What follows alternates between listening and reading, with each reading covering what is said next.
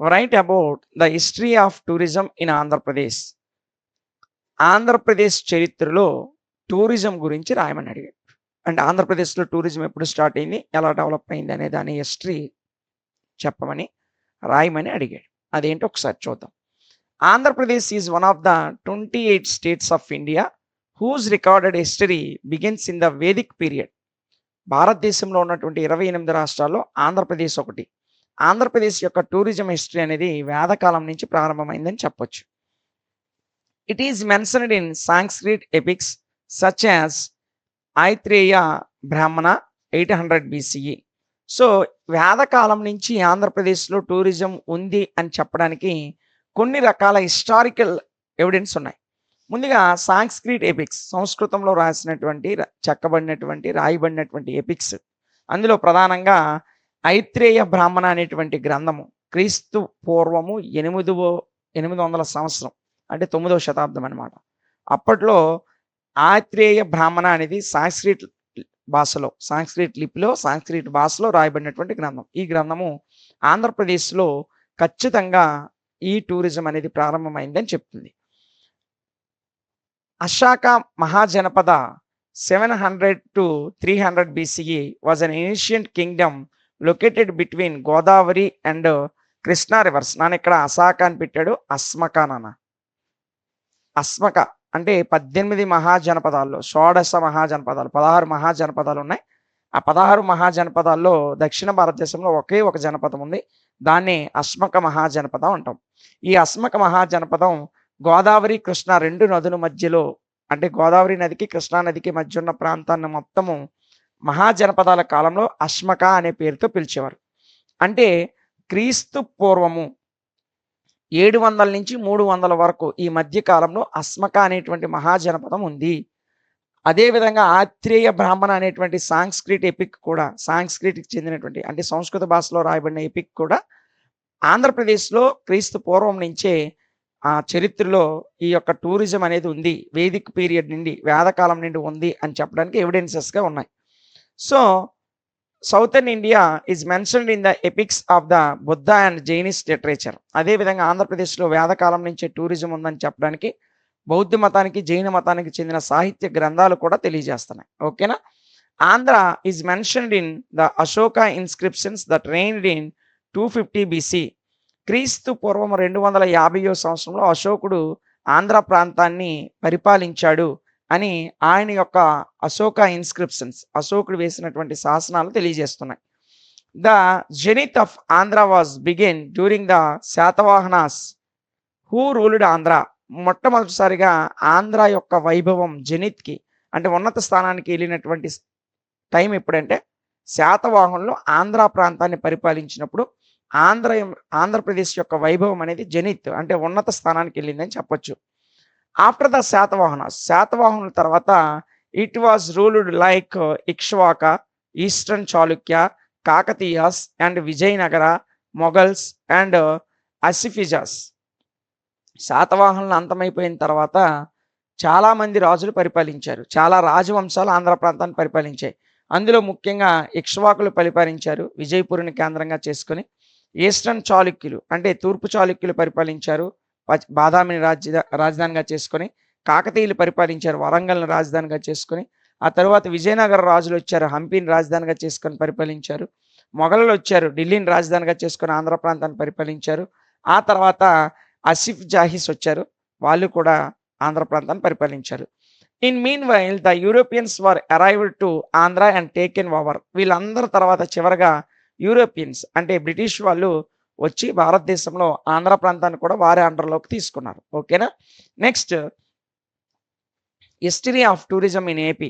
ఆంధ్రప్రదేశ్లో టూరిజం యొక్క చరిత్ర గురించి మాట్లాడుకున్నట్లయితే, Andhra Pradesh India is known for its glorious past. భారతదేశ చరిత్రలోనే గ్లోరియస్ పాస్ట్గా ఆంధ్రప్రదేశ్ నిలుస్తుంది. సో ద ఎనిషియంట్ టెంపుల్స్, ప్రాచీనమైనటువంటి దేవాలయాలు, monuments, ports, palace, old markets are the testimony to rich history, culture and architecture. ఆంధ్రప్రదేశ్లో ఉన్నటువంటి పురాతన దేవాలయాలు, అదేవిధంగా మాన్యుమెంట్స్ చారిత్రక కట్టడాలు, అదేవిధంగా ఫోర్ట్స్ కోటలు, అదేవిధంగా ప్యాలెసెస్ అంటే రాజా హాల్లు, ఓల్డ్ మార్కెట్స్, చాలా పురాతన మార్కెట్లు, ఇవన్నీ కూడా ఆంధ్రప్రదేశ్ యొక్క రిచ్ హిస్టరీని, ఒక రిచ్ కల్చర్‌ని, అదేవిధంగా ఆర్కిటెక్చర్‌ని తెలియజేస్తున్నాయి. ఓకేనా? Next there are many sacred pilgrimage shrines in Andhra Pradesh. ఆంధ్రప్రదేశ్‌లో వివిధ రకాల పిల్గ్రిమేజ్ స్తూపాలు, అంటే వివిధ మతాలకు చెందినటువంటి, బౌద్ధ మతానికి చెందిన స్తూపాలు, జైన మతానికి చెందినటువంటి స్తూపాలు, దేవాలయాలు, ఇవన్నీ కూడా ఆంధ్రప్రదేశ్‌లో చాలా ఎక్కువగానే ఉన్నాయి. Andhra Pradesh is blessed with breathtaking natural beauty. Andhra Pradesh సాధారణంగా దేంతో బ్లెస్ చేయబడింది, దేంతో దీవెంచబడిందంటే నేచురల్ బ్యూటీ అనేది. ఆంధ్రప్రదేశ్ చుట్టూ 3 వైపులా, అంటే సాధారణంగా అక్కడ పైనున్న శ్రీకాకుళం జిల్లా నుండి కిందనున్నటువంటి నెల్లూరు జిల్లా వరకు, దాదాపు చిత్తూరు జిల్లా వరకు కోస్టల్ ఏరియా ఉంది. చుట్టూ చాలా రకాల ప్రకృతి సౌందర్యాలన్నీ ఆంధ్రప్రదేశ్‌లో ఉన్నాయి. సో అవేంటో ఒకసారి చూద్దాం. By Misty hills and dense forests, undulating mountains, silvery cascades, and shimmering rivers. Andhra Pradesh is home to many famous hill stations, wildlife sanctuaries, national parks, and vision beaches. The rich cultural heritage, ancient architecture, and historical importance of made our state is one of the top tourist destinations in India.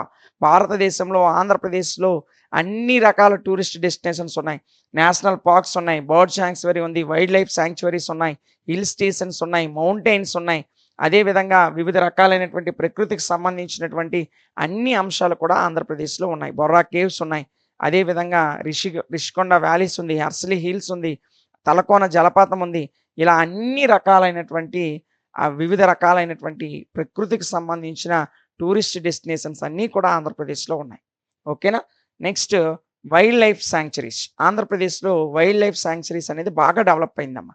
పక్షి సంరక్షణ కేంద్రాలు, అదేవిధంగా జీవ వైవిధ్య పరిరక్షణ కేంద్రాలు, వన్యప్రాణి సంరక్షణ కేంద్రాలు, ఇవన్నీ కూడా ఆంధ్రప్రదేశ్లో ఉన్నాయి. సో దీనికి సంబంధించి ఒకసారి చూసినట్లయితే it also includes in tourism history of our state.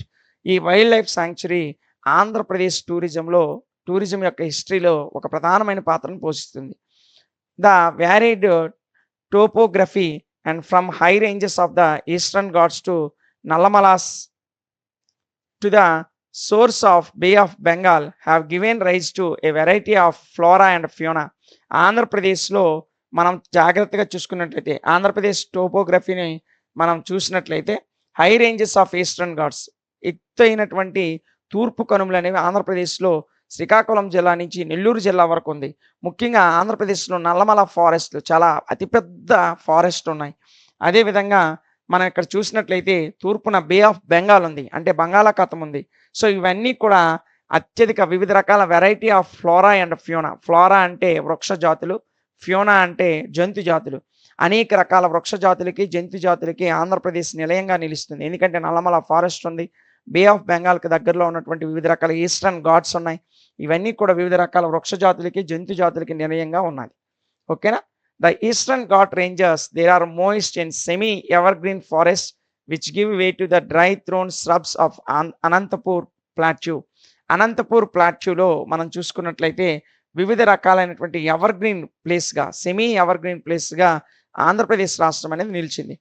And this variation in turn has given rise to varied fauna including tigers, panthers, wolves, etc.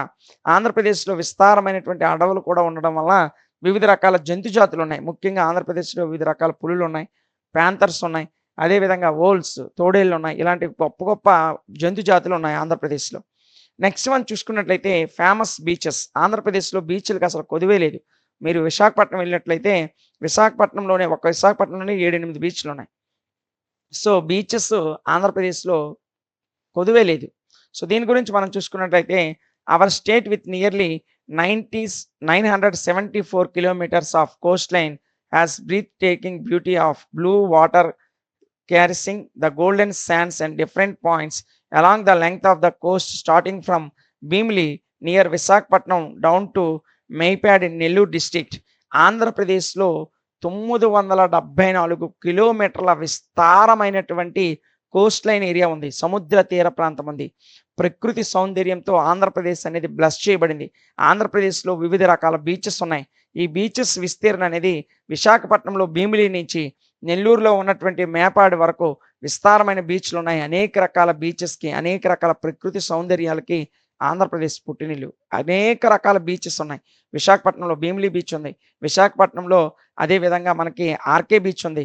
ఇలాగా చాలా రకాల బీచెస్ ఉన్నాయి. ఇక్కడ నెల్లూరులో మేపేడ్ ఉంది. అదేవిధంగా మనకి మచిలీపట్నం బీచ్ ఉంది. అనేక రకాల బీచెస్కి ఆంధ్రప్రదేశ్ అనేది పుట్టినిల్లుగా కనిపిస్తుంది. ఓకేనా. ఇక మనం చూసుకున్నట్లయితే for example Bheemunipatnam, Rushikonda RK beach అమ్మ. అండ్ రామకృష్ణ బీచ్ ఇది RK beach, Rushikonda beach, Bheemunipatnam ఈ 3 విశాఖపట్నంలో ఉన్నాయి.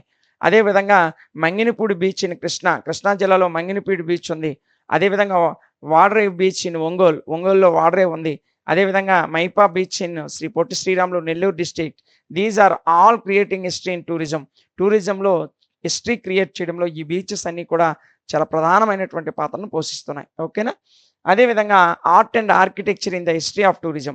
ఆంధ్రప్రదేశ్ టూరిజం చరిత్రలో ఆర్ట్‌కి, ఆర్కిటెక్చర్‌కి కూడా ప్లేస్ ఉంది. ఇదేంటో ఒకసారి చూసినట్లయితే Andhra's artistic heritage is remarkable. So, మొత్తం దేశ చరిత్రలోనే ఆర్ట్ అండ్ ఆర్కిటెక్చర్ విధానంలో ఆంధ్రప్రదేశ్‌కి ఒక గ్రేట్ హిస్టరీ ఉందమ్మా. Amaravati and Nagarjunakonda are 2 of the most famous places of Buddhism. బౌద్ధ మతానికి సంబంధించి ఆంధ్రప్రదేశ్‌లో గుంటూరు జిల్లాలో ఉన్నటువంటి అమరావతి గాని, నాగార్జునకొండ గాని ఇవి 2 బౌద్ధ మతానికి చెందినటువంటి ఫేమస్ ప్లేసెస్. ఇవి 2 గుంటూరు జిల్లాలోనే ఉన్నాయమ్మా. ఏంటేంటి? ఒకటి అమరావతి, ఇంకొకటేమో నాగార్జునకొండ. అదే విధంగా మనం చూసుకున్నట్లయితే Nagarjunakonda also known as the south of the Sarnath. ఈ నాగార్జునకొండ ప్రాంతాన్నే సారనాథ్ యొక్క దక్షిణ ద్వారము అని పిలుస్తాం. ఓకేనా.